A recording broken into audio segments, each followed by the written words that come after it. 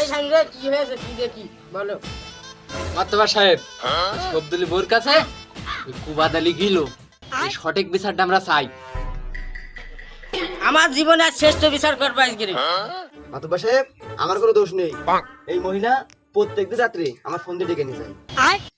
বিয়াদব মহিলা, তোমার জন্য আমার এই মান সম্মান গুলো নষ্ট হয়ে যাচ্ছে এই আমার গ্রামে। চাচা করার কিছু নেই, স্বামী বিদেশ। ভাবি আজ থেকে আমার চাচা বলবেন না, ভাই বলবেন।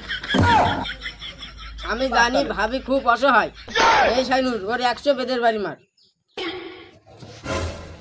বাড়ি গ্রামে ছেলে আনি চাকরি করতে আমাদের চোখে বাঁধে না নাকি? আমরা এত সুন্দর সুন্দর ঢকের ছেলে। হ্যাঁ এই থাম থাম থাম, তোর এর মাতৃ বলিস, তোর কি ও জোরে ধরতে বলিস? আমি মাতবার সাহেব ভুল ছিড়ে গেছে, এখন বাগাচ্ছি।